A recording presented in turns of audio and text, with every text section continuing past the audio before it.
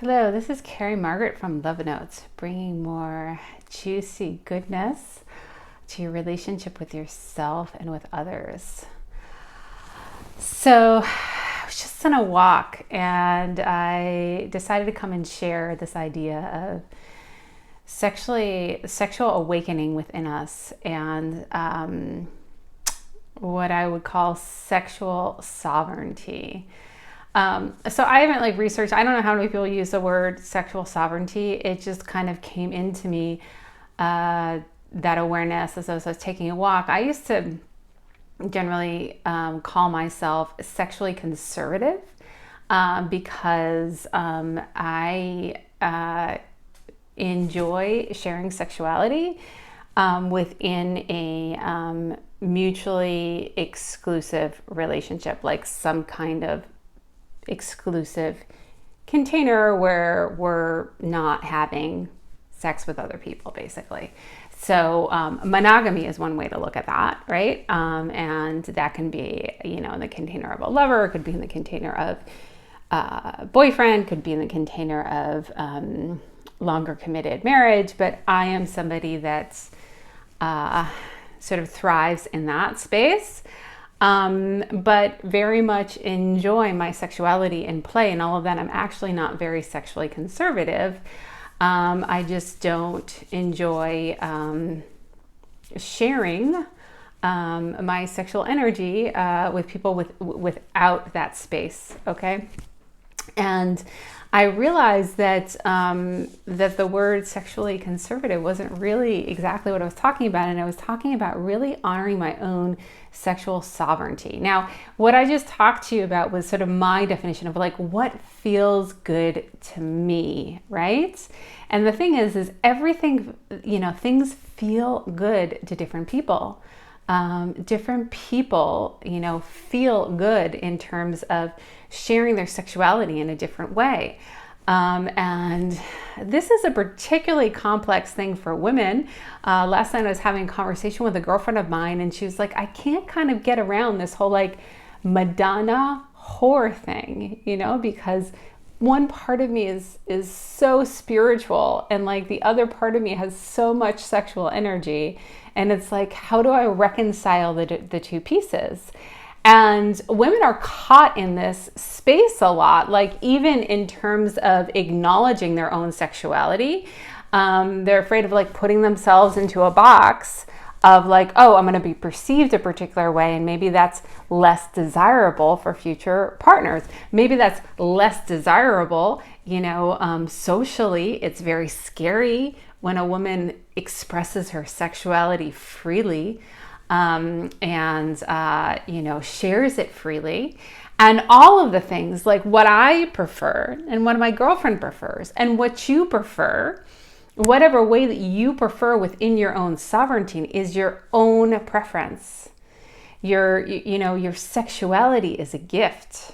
It's as much our animal selves are as much of a gift as our spiritual selves, as our mental capacities, as our emotions, as our, the different ways that we show up and give gifts in the world. Our sexuality is a gift that we get to enjoy ourselves. And I like to think it's something it's not something that in sexual play or in sex that is given or taken. It's an experience that is shared. For me, actually, there is a huge parallel between the animal sexual energy and much higher spiritual energy. I mean, sexuality in its essence is vital life force energy. It is a creative energy source. Thus, this idea of the muse, calling in the muse, the sexual muse, is a source of opening of creativity, the creation that happens through the sexual act of creating a new being. The sexual chakra is the creative chakra, and this is all vital life force energy. So I've always seen sexual energy as kind of the same thing as our vital life force energy. I particularly don't like to share my vital life force energy with everybody. I like to share it within a space that feels very special to me. That's my preference and my own sexual sovereignty, okay? But we all get to choose what our own sexual sovereignty is. Okay, sexuality can be a place of great transformational healing, of childhood hurts, of trauma, of sexual abuse. Yes, sexual abuse can be healed through healing sexuality with the right partner and the right context, okay? So I think there's a lot of consciousness that needs to come into being able to actually heal sexually, because within our own sexual sovereignty, what's gonna feel the best to both us and to the other person is to have experiences that are 100% consensual. That is very challenging to get to. Now, when I'm talking about this, I'm not making any reference to any kind of things that are forced. I'm saying that sometimes when somebody comes to us with a request, the other person doesn't want to meet the request, but they do it anyways. And then there's a little bit diminishment of the energy because they're doing something anyways just to sort of please. But there is a way to come into sexual sovereignty, into communication, where everything is a negotiation and everything becomes a yes and. Or no is a beautiful word too. Like a no to this, but a yes to that. Like somebody, you might be in your sexual sovereignty, a no to doing a particular thing in a particular moment, but a yes, in a half an hour or an hour later, or a yes to certain kind of touch. So it's like finding like what is our yes in the moment, right?